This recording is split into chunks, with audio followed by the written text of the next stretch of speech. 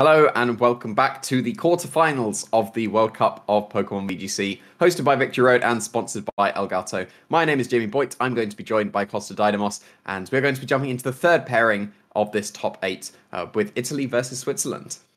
And what a fiery match we're going to see as well. Switzerland coming in as one of those underdogs. Of course, very new experience for all of those very new trainers that have taken part. But you do have a couple of trainers there that they do have that experience and they're able to go ahead and guide and help out the rest of the team. So I'm very interested to see what's going to end up between these two countries, to be honest with you, because you got Italy on the other hand, which is just full of veteran players. And you just know that each of them will have a lot of wisdom and experience backing them, even from their teammates. So I'm honestly really excited to see it. And not to be biased, I mean, I love Italy, but I do love the fact that Switzerland's been such a dark horse as well. Yeah, you've got to always support those dark horses, those underdogs going in. Because Italy is classically considered as one of, if not the best team in Europe at this point. So it's going to be a clash between the two European teams here. And you can see here, because we're on the Friday, no games have been played so far. This will be the first one that we will be finding out the result for Italy versus Switzerland. So we're going to be featuring two very strong players here coming out. We're going to have Jonathan Schnyder for Switzerland and Francesco Piopero. We're going to start off by looking at what Francesco is going to be bringing to this game. It's going to be that Eternatus, Incineroar, Rillaboom, Suicune, Thundurus, and Celesteela.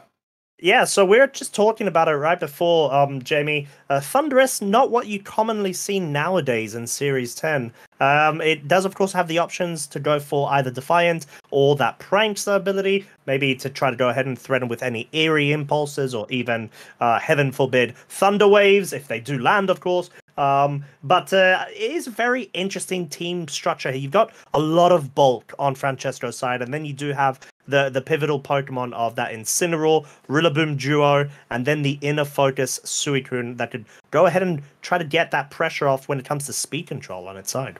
Yeah, bulky is definitely my first thought when I see this team. You've got the potential to set up with something like the Eternatus. Could be that cosmic power set that would make it somewhat unKOable at that point, or it could just be a very offensive set. We've seen Life Orb on it before. We've seen a Meteor Beam with the Power Herb as well to get the special attack boost, so it can really put on the damage. And Celesteela, Pokemon we haven't seen too often, but it's going to be a very bulky Pokemon getting those Leech Seeds down. Especially going to be very good against the opposing Zacian that we're seeing coming out from Jonathan. We're going to see Incineroar, Gyarados, Grimmsnarl, Amoonguss, and Landorus Incarnate. So Grimmsnarl and Gyarados aren't really two Pokemon we see too often in this series. No, they're really not. They've definitely, I mean, especially the Grimmsnarls cut off in comparison to previous series, as it was so good in such a Dynamax format-based series where you've got that instant support of whether getting screens up or even trying to go for any lagging tail shenanigans with the Prankster ability, try to neuter the Dynamax of your opponent's side of the field. So, and the Gyarados is so intriguing because if you think about it, it is so good up against, let's say, Incineroar, maybe a bit of Rillabooms, and more crucially, any Rapid Strike Urshifus. And you do have the Intimidate and a lot of options of support depending on how you want to run it. Because let's not forget, ladies and gents, it can learn Power Whip, which is such a strong physical grass type move. Yeah, it does very well into the very common core of Incineroar, Rillaboom, and Urshifu. Not really going to be opting for Bounce too much because the Dynamax isn't available anymore. Not going to be able to hit the Rillaboom too well, but you can Intimidate it at least, and then you can hit the Incineroar with the Waterfalls. You can hit the Urshifus with the Power Whips as well. So definitely still a very viable pick going into this series. And we'll have to see if that Grimmsnarl is going to be putting in the work as well, because we haven't seen it too often. It's a way to be bulking up your team, and you're going to be going up against a very bulky team and themselves as well. So potentially going to be going for the screens with the Grimmsnarl, try and match the bulk that could be coming out from the opposing side of the field, because you really need to try and break through so many bulky Pokemon. Zacian is absolutely going to be the Pokemon that would be able to do it, going to be one of the strongest Pokemon we have in this format. But then you've got Pokemon like the Celesteela that's going to be able to resist the Zacian. If it's not carrying the fighting move that is very commonly dropped at this point, it's going to be able to resist it very well. Thundurus is going to be able to take those Behemoth Blades and the fighting moves very comfortably as well. Eternatus is so naturally bulky that it'll be able to survive a couple of hits as well. So yeah, the Zacian it's going to really struggle to do a lot of damage in this game. Even with the resisted hits, it's going to be able to chunk some things, but not going to be able to put out the really massive damage that we see so often, especially with things like Intimidate from the Incineroar. You've got the Fake Out pivoting. The Suicune's going to be able to take on very well, could get some Scald Burns, and you've got to find a way to break through the Eternatus as well. The best way is going to be the Landorus Incarnate. That would be pretty good at dealing with the Eternatus. It's one of the few Pokemon that can just get a clean one-shot on Eternatus with that sheer force boost, but then it's going to struggle against Pokemon like the Celesteela. It doesn't really carry any kind of coverage for that, so it's going to be awkward positioning for both players. There's some very big threats to both Pokemon, Pokemon on both sides of the field, I should say. It's going to come down to who can position themselves better to be able to get off those big hits. Well, exactly that, because you do have both trainers running, let's say, a couple of niche Pokemon as well on either side. But, of course, we're getting into Game 1. Ladies and gents, the leads are out. We're going to be seeing Francesco lead with the Suicune and Incineroar versus Jonathan's Zacian and the Amoonguss. It's definitely an interesting lead for both players. You get the Intimidate down onto the Zacian, at least, but the Amoonguss could be just going for some Spores. If you just go for a Fake Out with your Incineroar to put a stop to that, that just frees up the Zacian to be able to get off one of its attacks, maybe set up a Substitute or a Sword Stance if it is carrying that as well. The Suicune's not really threatened too much here. It's going to be able to get up its Tailwind if it wants to go for it. Could just be going for the Scald Burns onto the opposing Zacian. It's not going to be able to threaten the Amoonguss too much. We'll have to see if there's a safety goggle somewhere on the team to be able to take those Spores or ignore the Rage Powders as well. Whether you just want to go on the offensive immediately with the Flare Blitz because you're facing down two Pokemon that are weak to it. Maybe you just don't go for the Fake Out this turn. Just try and get some big damage with the Flare Blitz into the Zacian or the Amoonguss. Both Pokemon would be able to take it here. There's no Fake Outs coming out, just to play rough. Yeah, well said. Play rough goes into the Suicune.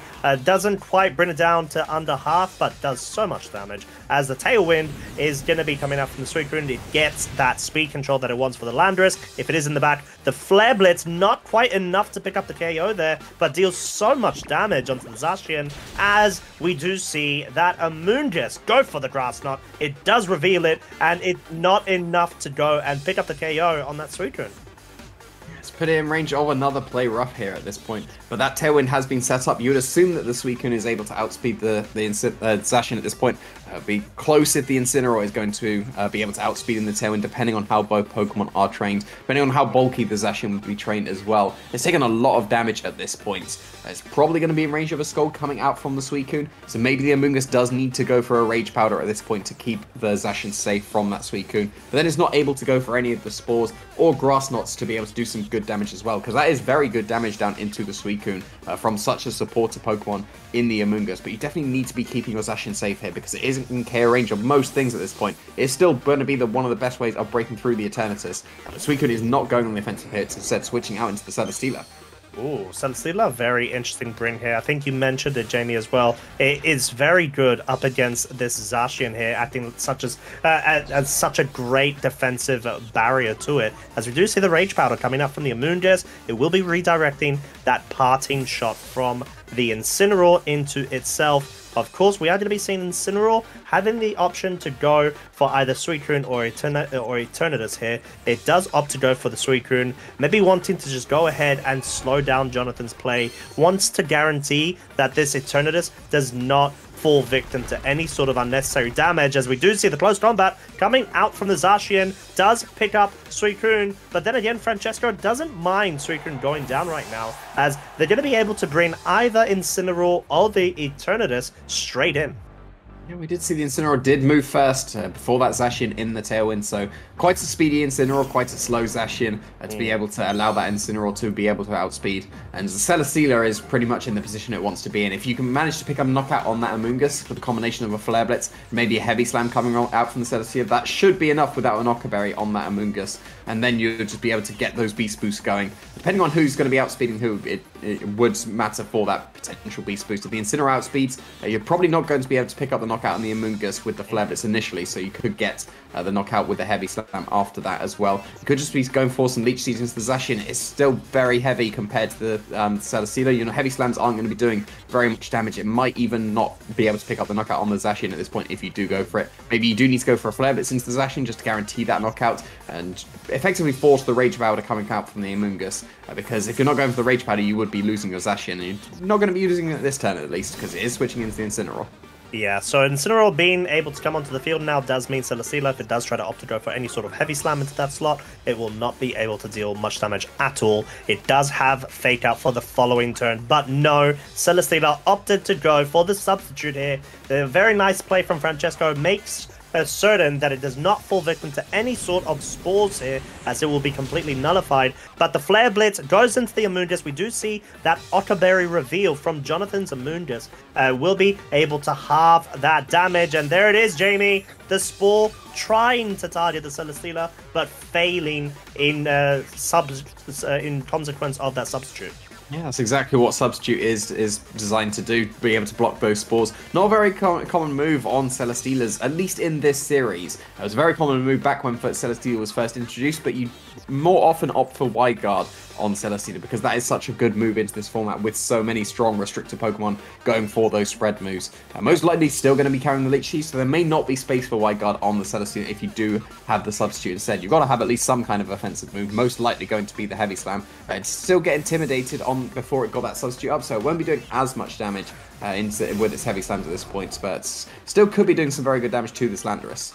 Yeah, so as the Celesteela is going to be going for that Heavy Slam, like you said, into the Landorus slot, does deal respectable damage. As in this situation, Celesteela just wants to try to disrupt and stay on the field as much as possible. As Francesco's Incineroar goes for the Throat Chop, but no parting shot from Jonathan's Incineroar. Just a very simple Flare Blitz into that Celesteela will be more than enough to break the substitute, and that is exactly what Jonathan wants, not to allow this Celesteela to just run amok with this game.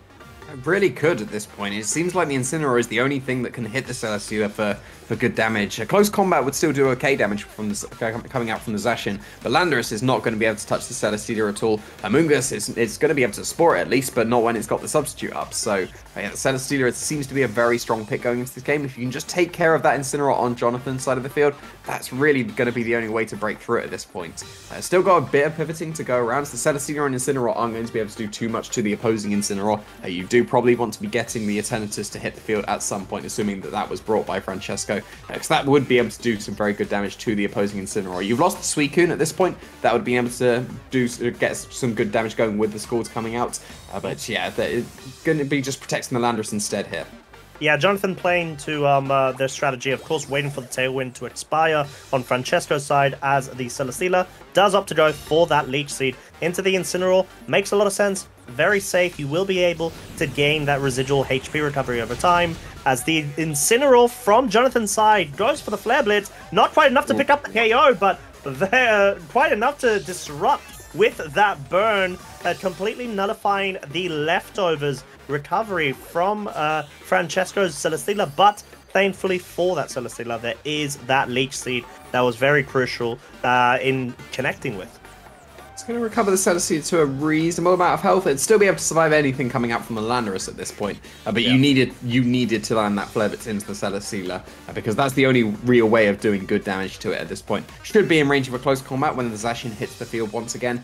So probably feeling a little bit more comfortable for Jonathan now that you have landed that Flare Blitz into the opposing Celesteela. Getting that burn is going to cancel out the leftovers as well, so it really won't be able to run amok with the Leech Seeds, just being able to heal as much, because cancelling out that leftovers is going to help get rid of all that passive recovery that it really wanted to be able to try and survive another Flare Blitz that could come out from the opposing Incineroar. But there isn't going to be one this turn. It's going to switch out into the Amoonguss. Yeah, so we're just getting that revolving door of Pokemon on Jonathan's side. Wants to try to save that Intimidate and the Fake Out of the Incineroar for future turns, as the Celesteela tries to go for the Protect there in anticipation of a Flare Blitz, which does not come out. Just an Earth Power, very raw sheer force power, if you may, from that Landorus Incarnate, more than enough to pick up the KO onto the Incineroar and force Francesco to bring their final Pokemon on the field. I would assume it's the Eternatus as well, and that's not what you want to be bringing in against the opposing Landorus. That is even protected by the Amoonguss at this point. So just be able to go for a Rage Powder, keep that Landorus safe from any of the attacks the Eternatus would want to go for, and should be able to follow up with a KO with its own Earth Power. And then you can just close combat or Flare Blitz the Celesteela at some point. So not going to be really any ways to break through the rest of Jonathan's team at this point. Celesteela is in range now. It's got that Flare Blitz. You just get to click Rage Powder and Earth Power. Even if the Eternatus has access to Protect, you're not going to be able to KO the Amoonguss with a Burn Celesteela. You'll just be able to make exactly the same play until that Eternatus goes down, and then it's just one attack from the Pokemon in the back to be able to deal with the Celesteela. It did seem like a very good Pokemon going into the 4 Pokemon that was brought for Jonathan, but as soon as that Flare Blitz landed into the Celesteela, that's all the damage that was needed. Yeah, because that's the whole point of Celesteela when it comes to that subset stall with Leech Seed, essentially. You want to try to whittle down your opponent's Pokemon as much as possible and, just regain that HP over time, because in the end of the day, Celesteela is a very strong tank. Essentially, with both bold, physical, and special defense, that is what you want. You do not want a Flare Blitz, A, hitting so much damage into it, and B, picking up a burn there, and just trying to reduce that strategy into Slytherins, basically. So, not the best situation for Francesco there.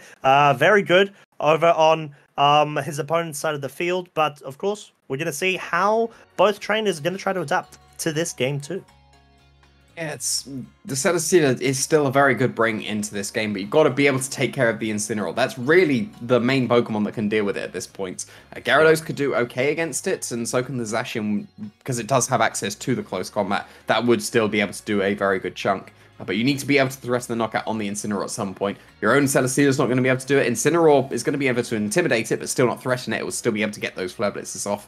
Your own Eternatus needs to hit the field maybe a bit sooner to be able to rack up that damage. Especially with access to that Life Orb, it's going to be able to do some very good damage to the Incineroar. With something like a Sludge Bomb or Dynamax shouldn't have access to the Meteor Beam, because you would need the Power Herb to be able to get that one-turn charge, but it's still going to be able to do some huge damage coming out. Suicune also can hit the Incineroar for super effective damage, and that was lost pretty early on. There was a potential, because the Amoonguss didn't go for the Rage Powder on that game 1. It could have just gone for a Scald and a Flare Blitz into the Zacian. That would have picked up the KO immediately. But opting for the Tailwind instead meant you didn't get that knockout on the Zacian. That meant you took too much damage on the Suicune at that point, because it did end up taking that Play Rough and that Grass Knot, and that put it in range of the KO, the close combat, and the switch in later on in the game. And that was one of the options to take care of the Incineroar, just gone. So it really didn't allow Celesteela to be the win condition that it really could be.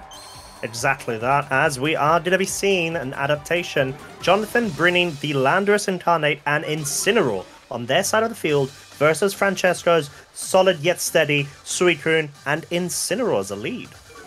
You've got some fake out pressure from both sides of the field here. And it did look like the Francesco's Incineroar was intimidating first, so you can most likely go for the fake out over the Landorus or the Incineroar at this point. And then you get to click Scald into either Pokemon. A Scald would do some very good damage to the Landorus or the Incineroar. Should probably go after the Incineroar if you're going on the offensive with the Scald. If you're going for the Tailwinds, that will allow you to outspeed the Landorus in the future, and most likely your Incineroar as well. I really should be outspeeding the Landorus, because we did see it outspeed the Zacian in that previous game. So if you do go for the fake out into the Landorus, you can't get faked out with your own Suicune. You could get that Tailwind up. That would allow you the momentum to be able to do something with your Incineroar before it would take a Earth Power coming out from the Landorus.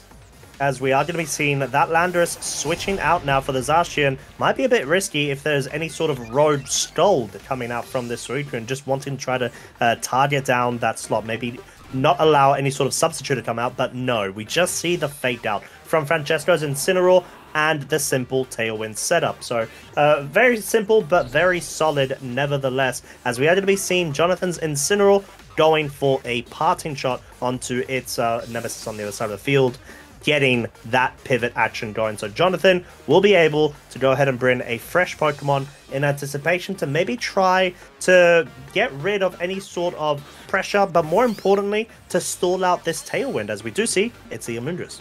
Yeah, Amoonguss is definitely going to be a Pokemon that will be able to stall it out very well, especially because we see that saw that it did have the Aqua Berry in that previous game. It's going to be able to shrug off this Suicune and Incineroar very well. You're going to be able to put something to sleep with the Spore at this point. Maybe you want to go for a Rage Powder to keep the Zacian safe from a Flare Blitz and a Scald that could come out from the Suicune and the Incineroar, but then you get that being able to get a Spore is a very good way of stalling out the Tailwind. You could just go for a Protect on the Zacian and a Spore, because the Amoonguss shouldn't be able to be KO'd this turn. That would allow you to guarantee that a Spore would hit one on the Pokemon at that point. And protecting to stall out the Tailwind is definitely a very viable strategy, and it looks like it's what Jonathan's going for here.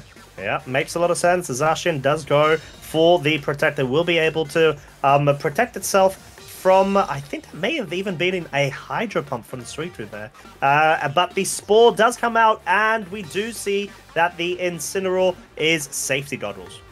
So you're not even going to be able to Rage Powder either this Incineroar. That's going to free it up this turn very much to be able to hit that Zacian. We saw it outsped in the previous game. You could just launch a Flare Blitz into that slot without fear of this Amoonguss at this point. Safety Goggles is probably one of the most common items on Incineroar at this point. It's always a bit of a risk to go for a Spore with your Amoonguss before you found out, but we're going to be seeing the Safety Goggles here on the Incineroar. That means that you can definitely Spore the Suicune at this point. That is a Pokemon that has carried Safety Goggles in the past, usually when it had access to the Roar, because you want to be able to Roar a potential Xerneas next to an Amoonguss, but the Safety Goggles on this Incineroar means that this Suicune could be eating a Spore here. Yeah, it most definitely probably will be, to be honest, as we will be seeing the Fake Out being accessible to Jonathan for the following turn. But the, apologies, it is, wait, is that Scald or is that Hydro Pump? I feel like that's Scald, isn't it?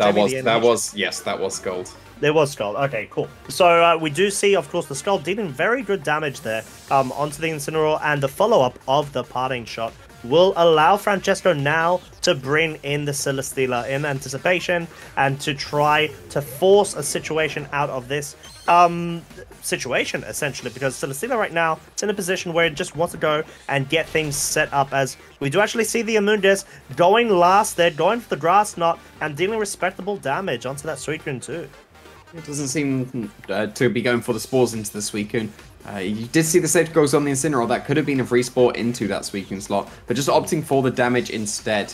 Because if you do take out that Suicune, that's one of the Pokemon that could deal with the Incineroar that is able to deal with the Celesteela. So we're in a little bit of an awkward situation. We've seen that the Scald is not enough to be able to knock out this Incineroar in 2 shots. That could open up the opportunity for the Incineroar to be able to get a Flare Blitz into the Celesteela at this point. You've got to go for a substitute with the Celesteela if you want to keep it safe from the Spores that could come out from the opposing Amoonguss as well. But Protect is definitely another way that can keep it safe from those Spores. Oh, definitely. This could be a very solid play from Francesco here, as they're going to be going for the Scald. Not enough to pick up the KO, but that's kind of the idea, as the Flare Blitz tries to connect with that Celesteela, but it's only met with the Protect. And the Spore does come out, but I feel like Jonathan's going to be in for a bit of a surprise here, Jamie, as we see the Chesto Berry reveal from the Suicune. Maybe an indication to a Chesto Resto Suicune. Yeah, you've got to assume there's rest on this Suicune at this point. That is the main reason to be running the Chesto Berry, especially over something like the Lumberry as well, because you want to be able to guarantee that it's only sleep that you're recovering with the rest. And if you get a stray burn or a paralysis here or there, it's going to be a bit more awkward if you use up your item and then you can't go for that immediate rest and wake up on the first turn anymore. So should be having rest on this Suicune. That's going to help it survive a bit better with this Amoonguss going for all those Grass Knots. But now you know that at least you've used up that Chesto Berry. Now you definitely can Spore this Suicune with the Amoonguss. It's still a bit awkward to go for it into the opposing Celesteela because it could still be going for that substitute, but it's just going to be a Rage Powder instead this turn. Ooh, this can make a lot of sense as well, as the Suicune doesn't even opt to try to target it down. It goes for the Tailwind. It wants to set up for that Eternatus in the back. Of course, if Francesco does have it, but more crucially, Celesteela does set up that substitute, and it gets away with it. And it's going to be able to recover a bit of leftovers HP recovery immediately after this, as the Parting Shot did try to go into the Suicune. We'll be able to bring it down to -1 of its special attack, but more crucially, it will allow it to bring the Landorus Incarnate now in. Landorus is definitely not in the position it wants to be in. You want the Landorus to be able to deal with the opposing Eternatus, and that hasn't hit the field yet. It's going to be able to do some pretty reasonable damage to the opposing Suicune. You can keep it safe from the Scalds with the Rage Powder as well, but it's not going to be still not going to be able to do anything to this opposing Celesteela. It's feeling pretty comfortable behind this substitute right now, because that means that you have to break it at some point with either a Flare Blitz from the Incineroar or the close combat from the Zacian, and the close combat will reduce your defenses. The Flare Blitz will get some recoil going down as well. That will open up an opportunity for Leech Seed. So not the most advantageous position for Jonathan at this point. Hasn't done too much damage to Francesco's side of the field as well. It can be recovered off with the leftovers and Leech Seed from the Celesteela, and most likely from the rest as well that could come out from the Suicune as well. But definitely not this turn if it's switching into the Incineroar. No, the Incineroar will be coming onto the field. It will have fake out pressure, and I'm not sure if it did actually have the safety goggles. I think it did, so very good switch in here, unless Jonathan makes the read, goes for Earth Power, but we're just going to be seeing Amundus first opt to go for that Rage Powder. Celesteela will be following immediately after, going for the Heavy Slam, dealing fairly decent damage, to be honest, onto that Amundus. So well played there. And we do see the Earth Power, Jamie. Jonathan made the gamble and came out from that absolutely scatheless, as they were able to go ahead and even get a critical hit there. I'm not sure some Incineroars have a chance to survive, but then again, it's a safety goggles one. It's not an Assault Vest variant. Yeah, so there's not really a switch in at this point. If Celesteela's on the field behind the substitute, it really doesn't want to switch out. That means there is no Earth Power switching at this point. We saw the Incineroar just got KO'd. Eternatus still gets knocked out in one shot at this point. Suicune's probably going to get two shot. It would need to go for a rest this turn if it's being targeted twice in a row by the Earth Power. Amoonguss can still keep the Landorus safe, may be able to survive a Scald and a Heavy Slam coming out from the Amoonguss. The Heavy Slam did very respectable damage, so it'd be pretty close if it's able to survive. And maybe something like a Snarl coming out from the Suicune could be able to do the damage to the Amoonguss as well, so that a Heavy Slam would be able to KO, because you need to be getting the reduction down onto the opposing Landorus. Maybe your Suicune's able to survive two Earth Powers if you're able to get the Snarl on this turn, and it does look like it is going to be the Snarl from the Suicune. Yeah, makes a lot of sense. You want to try to negate as much damage output from this Landorus as possible, even from the Amoonguss, because we have seen it go for the Grass Knot previously, as the Celesteela will be very free to go for the Heavy Slam here. Doesn't quite pick up the KO, but it will guarantee it the following turn, as Earth Power comes out from the Landorus. Not quite enough to pick up a KO, but this double up has a chance to do so, but that Snarl, proving to be so crucial there, allows that Suicune to just survive on just a slither of HP. Yeah, but it's going to be in range of anything at this point, and it would need to go for the rest to be able to survive, and that's actually a pretty good when you've got the Snarl down onto the opposing Landorus and Amoonguss, because it won't. You saw how much damage the combination of the two attacks did. It's not enough if the Suicune recovers back to full HP. It would have to take the two turns to be able to move again, but that would allow it to at least survive going into the next turn. The Celesteela is now able to pick up the knockout onto the Amoonguss as well. You'd probably need to switch that out to be able to get the regenerator action going, so that you'll be able to survive that, and that is exactly what we're seeing here.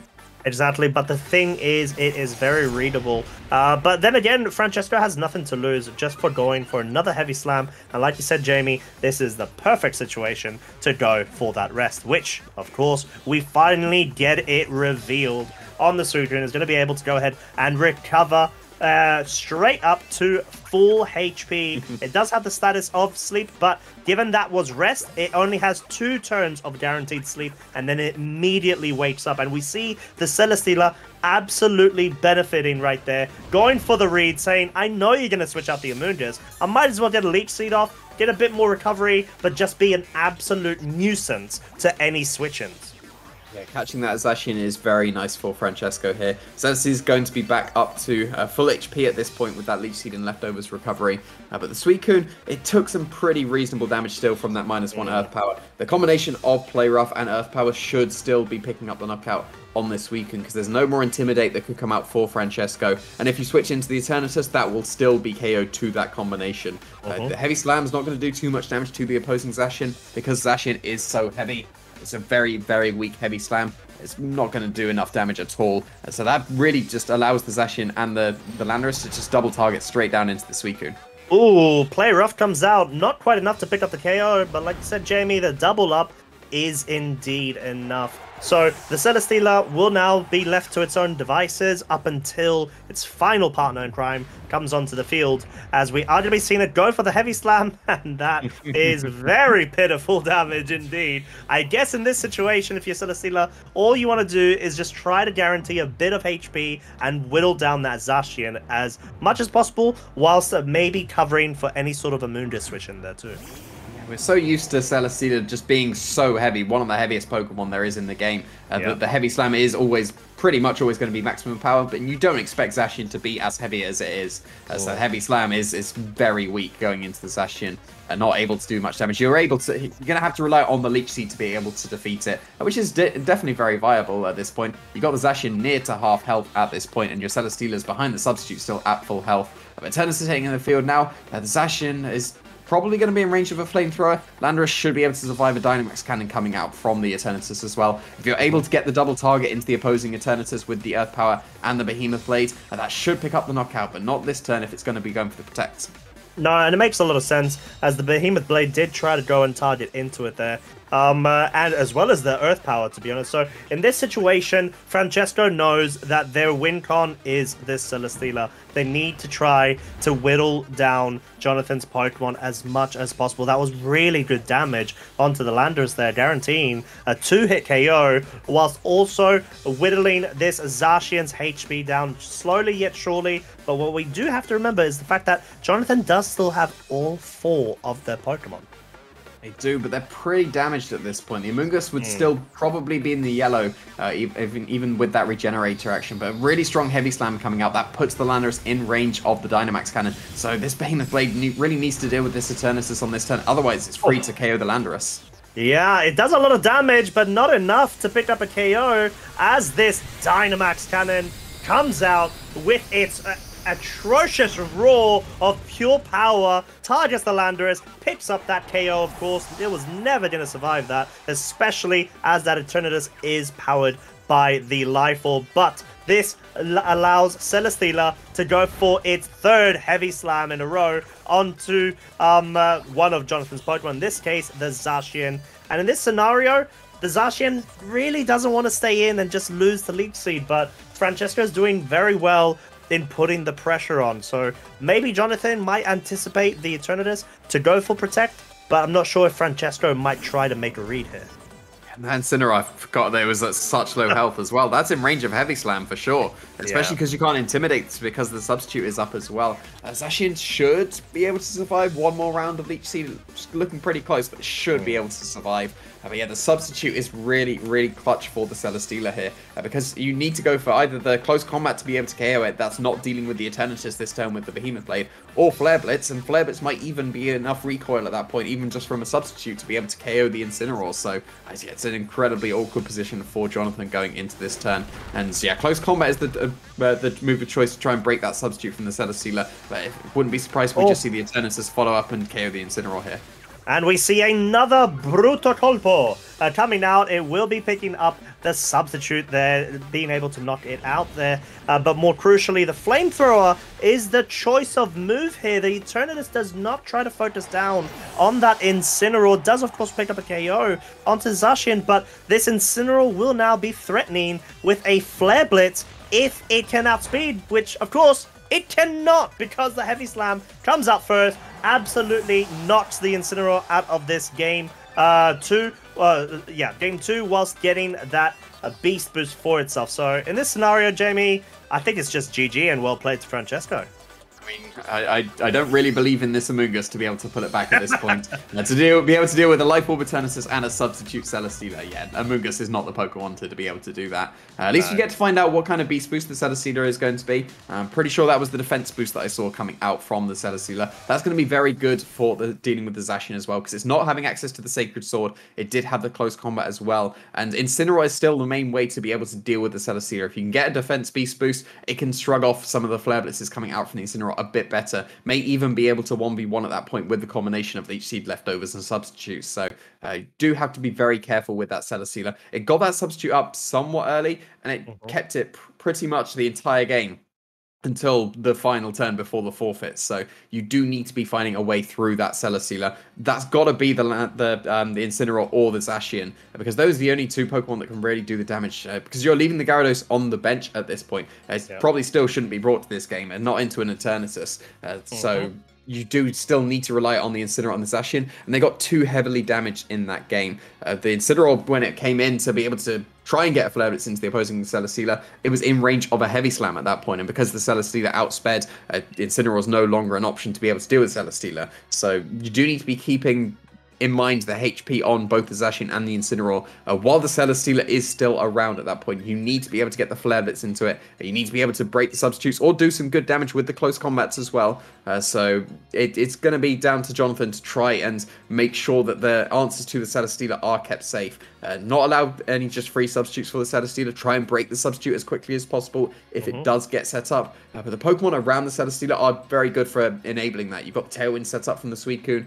You've got the Eternatus that's being able to threaten some very big damage because it is that Life Orb variety as well. And then the Incineroar is just going to be able to pivot around some Intimidate, some Fake Outs that would allow that substitute to potentially go up for free. And you've got to deal with the Amoonguss as well. It's not able to spore 2 other Pokemon on Francesco's side of the field if that Celesteela has that substitute up. It can go for the Rage Powders and keep the Pokemon safe, but then you need to have it on the field to be able to do that. And when it took too much damage and then the rest of the Pokemon were put into the yellow, and then it wasn't able to do that anymore. But it's actually going to be the Gyarados coming out into this match, maybe bringing another Pokemon that can somewhat hit the Celesteela. Yeah, I think in this scenario, maybe Jonathan just felt like the close combat defense and special defense drops just weren't the best way to try to only force down this scenario, because you just, at the expense of breaking a substitute, you're dropping your defenses, and that's not the situation you want to be in. As we're going to be seeing, of course, the exchange of Intimidates there, Gyarados moving first, and the Incineroar following suit after.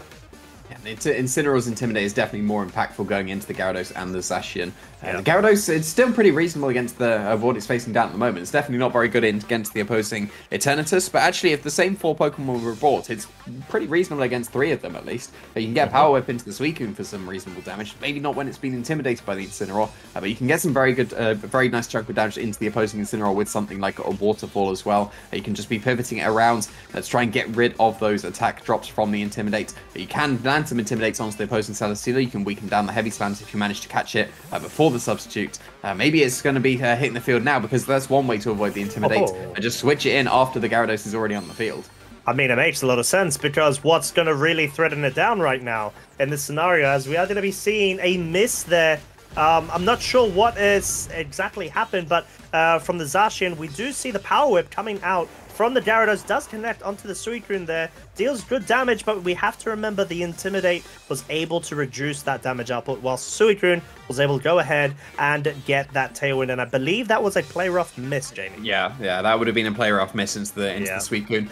Probably still not enough to pick up the knockout on the Suicune thanks to that Intimidate. Without it, that combination of attack would have surely not picked up the knockout onto the opposing Suicune. And now you're somewhat forcing the Suicune to consider rest going into the future turns, because you've done a reasonable chunk of damage.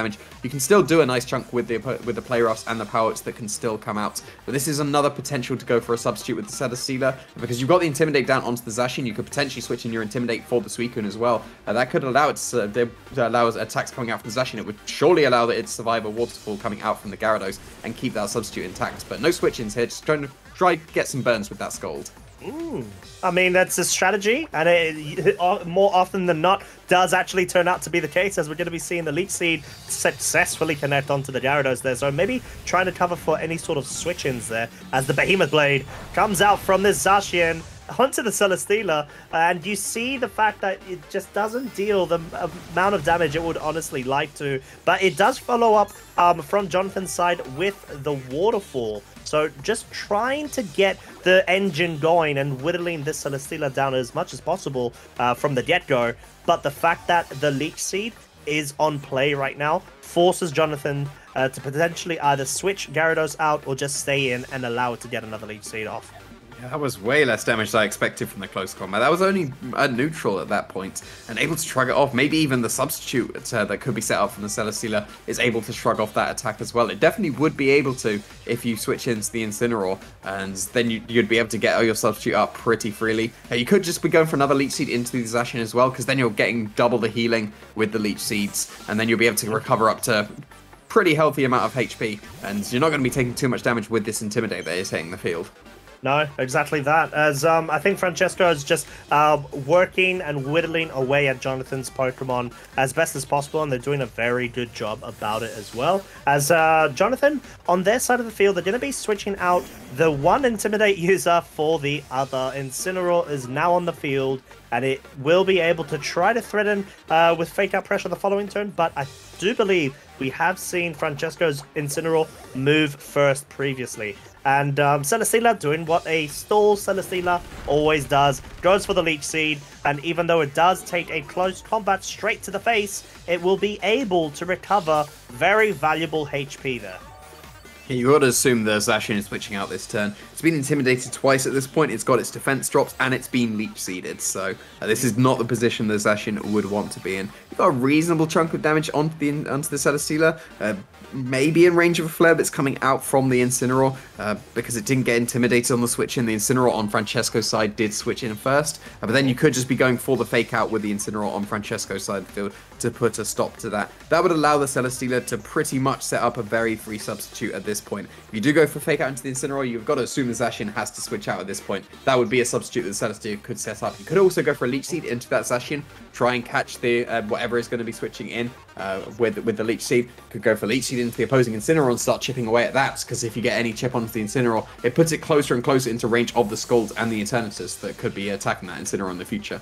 Yeah, and like you said, the Zacian switches out right now for the Gyarados. So the real question is, does Francesco try to go for that potential Leech Seed read there? But no, they do not. They go for the Protect there. Just want to try to guarantee get a tiny bit more of HP recovery. You do have an Incineroar facing you down with that threat of Flare Blitz. So Francesco, aware of this, of course, goes for the parting shot into Jonathan's Incineroar. Will be able to drop its attack now down to, I believe it maybe even be -1. But more crucially, it allows the longevity of the Celesteela to just stay on the field and do what it does. Just whittle Pokemon down whilst regaining HP, essentially. It definitely wants that Incineroar waiting in the back for Francesco to be able to intimidate the Zacian in the future. Makes sense because the Zacian was definitely switching out that turn, so you want to be able to intimidate it in the future. Suicune can still get a Scald into the opposing Incineroar at this point, and you've still got the Incineroar that could intimidate the opposing Incineroar so that you'd be able to survive the Flare Blitz a little bit better with the Celesteela. The combination of an attack from Gyarados, a Waterfall and a Flare Blitz, should be doing a very good chunk of damage to the Celesteela. Should be able to pick up the knockout on it, unless there is the Incineroar switching in to get that Intimidate down once again. Oh, that may be the case, but no, it's the Eternatus switching in instead. So quite interesting to see if Jonathan went for this read in anticipation of it, as we do actually see the Power Whip. Oh, well played from Francesco there. Very solid switch in there, as of course it is timed for resisted to all grass type moves, and you see a very gutsy play from Francesco, just going for the substitute and paying off so well, as it will be able to protect itself from that Flare Blitz on the Incineroar, whilst most crucially, you have your Eternatus now on the field. You can go and finally deal damage that you really want to, whilst by the side of a Celesteela that just keeps on going for Leech Seeds. Eternatus is really not threatened here either, and the Incineroar and Gyarados are not going to be hitting it very strongly at all. At least you can threaten down this Celesteela and then maybe deal with the Eternatus with your Pokemon waiting in the back. We've seen the Zacian would do some very good damage. You've got to assume the Landorus has come to this match as well, because that is the best way of breaking through an Eternatus. Could be seeing it hit the field at this point, because the Gyarados is switching out. It is going to be the Zacian hitting the field instead. Interesting. So we do have the Zacian on the field right now. It just wants to try to force and threaten essentially damage onto this Eternatus so it doesn't get away with things. Oh, well, I was going to say that was going to be an amazing choice right there, but unfortunately got the wrong slot. Went for the Flamethrower into the Incineroar, whilst the Celesteela going for a second substitute in a row, as the Incineroar now decides to ignore the Celesteela. Maybe in anticipation of a Protect there. Very passive play. So Jonathan wanting to focus down on that Eternatus, try to drop that damage output. It's able to successfully push it down to -1 of its special attack, whilst allowing himself once again to get that new fresh Pokemon back in. It could even be the Gyarados yet again here, but no, it is the Landorus Incarnate, Jamie. Yeah, Landorus makes a lot of sense to hit the field, because that allows your Zacian to be able to break the substitute this turn. If you bring in the Gyarados instead, you're probably going to have to go for the Behemoth Blade into the Eternatus to start to deal with it. If you bring the Landorus now, you're threatening the knockout at this point. You're threatening some very good damage onto the opposing Incineroar that could switch in. Or the Suicune, it's taken a reasonable chunk of damage. It doesn't want to be switching in on an Earth Power at this point. So maybe you just go for the attack with the Eternatus at that point. Try and get some massive damage onto the Landorus with the Dynamax Cannon or a Flamethrower into the opposing Zacian. The Celesteela can at least get a Leech Seed this turn. You have to break the substitute with a close combat, and if you go for the close combats, it's going to leave you a lot more open to a Flamethrower that can come out from the Eternatus. But it's not going to be coming out this turn. No, up the Earth for that Protect in anticipation of the Earth Power. Correctly so. Oh, sorry, not the Earth Power, apologies. We saw the attack from the Zacian try to target it down, and we see the Stone Edge from the Landorus actually successfully land, but also break the substitute of Celesteela. So nicely played there from Jonathan in anticipation of that. But, oh, sorry, apologies. The substitute never broke. What am I on about? We just see Leech Seed go successfully land on the Zacian. Yeah, that's why I had to be close combat to be able to break the sub. At least a Behemoth Blade will break the substitute at this point. Stone Edge has done enough chip damage that should definitely be the case at this point. It would have been pretty close with the Stone Edge not being able to KO the substitute, but being able to still get that Leech Seed down onto the opposing Zacian pretty much for free at this point, because you didn't do any damage to the opposing Eternatus, so you've got to keep the substitute as well. But this just means that the Zacian doesn't have to drop its defenses this turn. It could still survive a Flamethrower coming out from the Eternatus, but not a Flamethrower this turn either. Still going to be switching out into the Incineroar, valuing the Intimidate a little bit more.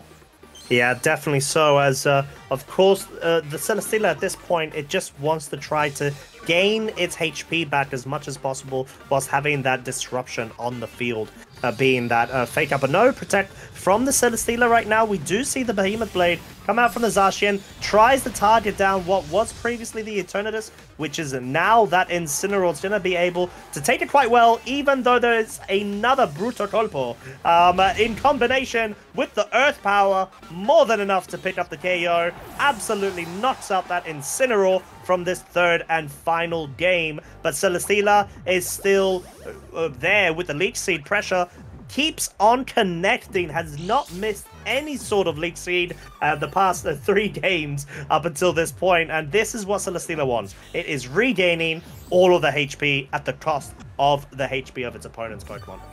It's a bit of a missed opportunity for Jonathan there. And the Earth Power would have still KO'd the Incineroar. You could have KO'd the Celesteela substitute with your Zacian at this point. It would have still been back to pretty much full health at this point and could go for a substitute in the future. But you've still got to be able to deal with this Celesteela at some point. At least you've taken care of the Incineroar from Francesco's side of the field. That's going to get rid of the Intimidates. So your Zacian is freed up quite a lot, as well as your Incineroar and Gyarados as well have been freed up somewhat. And you're still threatening the Earth Power into that opposing Eternatus slot. So we've got to play the mind game now that we did in that previous game of, do you protect the Eternatus and try and get that chip damage onto the Landorus to definitely put it in range of Dynamax Cannon? It's going to be pretty close if it's in range at this point, depending on how that Landorus is trained, whether it is going to be a bulky variety or not. Or do you just go on the offensive expecting the Landorus to maybe protect itself, switch out, so it doesn't have to take that extra chip damage, so it was able to land the Earth Power in the future into the opposing Eternatus. So definitely an awkward turn coming out here, and it looks like we're going to start it off with Zacian switching out. Oh, so Jonathan going for the switch out, brings the Incineroar in right now, who will have access to the Fake Out the subsequent turn, as the Celesteela naturally does not get affected by that Intimidate due to its substitute. But we see a double switch from Jonathan's side, so the Gyarados now switching in for that Landorus as well. So talk about trying to flip the game on its head, as maximum potential may be coming out here. We see the Eternatus going for that Protect, and the Celesteela now goes for the Heavy Slam. So honestly, very good turn for Jonathan there. That absolutely worked out for Jonathan.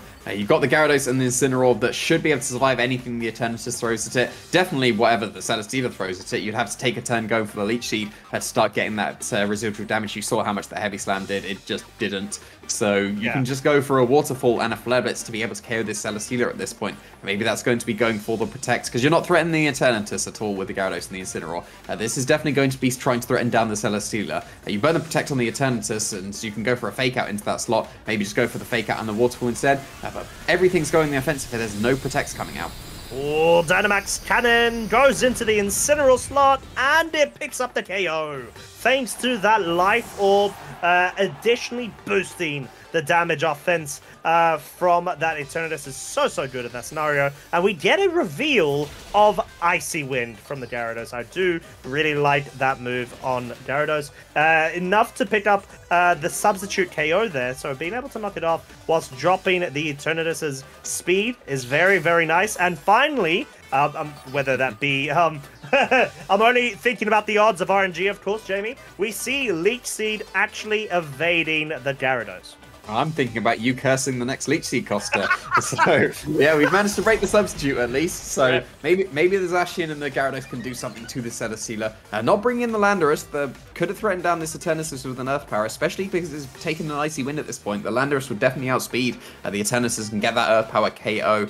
Maybe expecting something like the Eternatus just protecting or switching out while you get that extra damage with the Leech Seeds and the Heavy Slams from the Celesteela. So, switching into the Zacian instead, maybe going after the Celesteela instead. A combination of Close Combat and Waterfall, probably still not enough to pick up the knockout on the Celesteela, but would have done some good damage. Yeah, it really would have, as we do see the Zacian go for the Protect, and the Eternatus following suit immediately after, which does allow this Gyarados to go for the Waterfall onto the Celesteela, maybe hoping to pick up any sort of flinch, but, oh, I was going to say, I thought that was going to be a second Leech Seed miss there, Jamie. No, the Leech Seed was trying to focus down on the Zacian, but was only met with that Protect. Yeah, so Jonathan getting the better end of that turn. Being able to burn the Protect on both Restrictors, just able to get some chip damage onto the opposing Celesteela as well. Now the Eternatus has gone for the Protect. It's probably going to be a range of Behemoth Blade. It's going to be pretty close if that's enough to pick up the knockout. You could go for something like a Behemoth Blade and a Power Whip into the Eternatus to cover for the Suicune that could be switching in. As well, the combination of those two attacks should be able to knock out the Suicune because it has taken some chip damage already at this point. But you still need to be able to break through the Celesteela at some point. Maybe take out the Eternatus and the Suicune, and then you can just double target the Celesteela for the rest of the game. You have lost your best way of breaking through it, and then Sidorov being able to be KO'd to that Dynamax Cannon. It's still a little bit awkward just to break through the Celesteela. Not going to be this turn at all because it's going for Protect. Well, exactly that, and something I did note, Jamie, the timer's going so down there. It's only got a minute left, but talk about going down. We see Eternatus getting knocked out completely of this Game 3, whilst another Icy Wind does come out from the Gyarados, trying to reduce that speed, whilst also getting that chip damage onto it. So losing Eternatus here, it could be very big right now for Francesco's side. Yeah, it's the play rough able to pick up the knockout, make that play very safe. Apart from the shaky accuracy, of course, but able to cover for the Suicune switch in, because that's probably going to pick up the knockout. It's be very close if that was enough to pick up the knockout on the Suicune. Maybe in combination with the attack from the Gyarados, it would have been able to pick up the Suicune as well. So pretty safe there. Suicune doesn't have access to Protect. You can just go for that play rough once again into the Suicune. If it's going to connect, which it is going to do, or it's going to be close combat instead, that's going to do a huge chunk of damage. Not risking the shaky accuracy, because you can probably pick up a knockout in combination with that close combat and the Gyarados' attack, which did not connect. It did not connect, which allows the Suicune to go for that Scald and not pick up the burn there, but most crucially, that damage is so vital when you have the Celesteela connecting with each Leech Seed. So in this scenario, even if it is 2 versus 3 and Jonathan's in the lead, this Celesteela might have another thing to say about that. It's interesting going for Close Combat and Power Whip when you could have gone for something like Play Rough and Waterfall instead, because Play Rough is slightly more accurate than Power Whip, and that would have done a bit more damage than Close Combat, probably pick up the knockout based on the damage of that Close Combat. So at least you can go for the Behemoth Blades and pick up the Suicune at this point. Maybe Waterfall is going to be enough at this point as well, and because we are running so low on timer, that's definitely something to consider as well. We saw the 3 minutes pop up for the rest of the game, so still got the Landorus for Jonathan that is switching in here for the Zacian, and maybe trying to opt for the timer here now that we are so low. Oh, that may be the case, as we actually see the 4th and final reveal of the move on Gyarados being Lash Out. More than enough to pick up the KO there. So Celesteela, once again, going for the Leech Seed. But even though you feel like, yeah, Celesteela could definitely 1 versus 3, the remaining Pokemon of Jonathan, it's that timer we have to take into consideration. And that may prove to be quite detrimental to Francesco's strategy right now. Yeah, it's one of the downsides of these bulkier, never get KO'd Pokemon, because they don't get KO'd, but it's a very slow win, and maybe too slow at this point. There's 2 minutes left on this timer. There's 3 Pokemon for Jonathan's side of the field. Francesco needs to pick up 2 knockouts in this 2 minutes. If Jonathan, Yep. like it does seem like they are doing, just takes the full time to be able to put in their moves, there's probably only 2 turns left in this game. That means Heavy Slam needs to pick up 2 knockouts in 2 turns. That will not happen if the Landorus goes for the Protect. You can't knock out the Gyarados with a Heavy Slam at all. So I wouldn't be surprised if we see a Protect coming out from the Landorus. And maybe even just switch out into the Zacian as well, is what we're seeing. It should be able to survive a Heavy Slam because it's pretty heavy. It's pretty heavily damaged, but I should be able to survive that attack. Yeah, and it makes a lot of sense because, like you said, Jamie, Jonathan just wants to try to slow things down. Maybe pick up a flinch if they can with this waterfall, but it does not connect. As we do see the Leech Seed, on the other hand, successfully landing on the Gyarados. So I'm not sure with the focus of slot there from Francesco's side. I mean, maybe it covers for that potential Protect that you could have seen coming out from the Landorus, but in this situation, it's not the best. You need to try to go for any sort of KO, and who knows, maybe a Heavy Slam crit could have done it. Potentially, you needed the 2 KOs with the 2 Heavy Slams. Lychee was never going to win that game in that position because it's not going to be able to pick up a KO. And so, yeah, there is 1 more turn left in the game. There's 3 Pokemon for Jonathan. There's 1 for Francesco. So there is no way that Francesco can win at this point. Jonathan could just put down all their controllers at the Switch and just wait out the time, and they would win at this point. So yeah, it was a very, very well played game from both players here. A very sloggy end game coming out with that Celesteela. It's always going to be when you're relying on Celesteela as the strategy. But we could see the upsides and the downsides to the Celesteela. It was able to just win on its own effectively when the Incineroar was dealt with, but it needs to be able to, it would eventually be able to beat these 3 Pokemon most likely, but when we only have the limited time of the 20 minutes, if you lose all the other Pokemon that's paired with the Celesteela, it's not going to be able to be quick enough to be able to break through the team. No, and I mean, that kind of shows that the strategy of stall with Celesteela could be so powerful if you are able to position it in the correct situation at the correct time, but it could also act as a double-edged blade. And you saw, even though Celesteela wasn't getting KO'd anytime soon, that timer, WinCon, just came out and absolutely nabbed up this game 3. So honestly, I did really enjoy that best of 3 set. Both players played spot on, in all honesty. But of course, Jonathan was able to go ahead, utilize that Gyarados Bryn in game 3 where we hadn't seen it before, put in so much work and show a flurry of different coverage and moves that it has access to.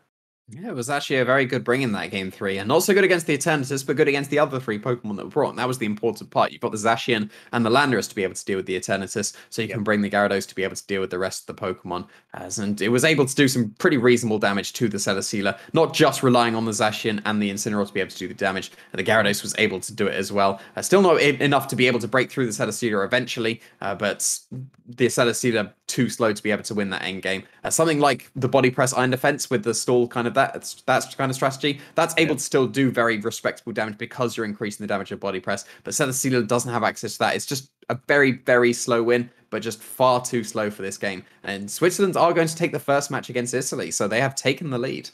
Yeah, they definitely have. So the underdogs are trying to come out from the back and try to surprise everyone if they can. Of course, they have nothing to lose in contrast to Italy because, Italy are the Euro Cup champions. They're such a strong team, one of the best teams out there. So they just got to try to go ahead and bring the offense back towards Switzerland. But, of course, that was our 4th stream match. We are all in treat for one final one. We're going to cut to a break. We'll be right back in just a couple of minutes, so don't go anywhere.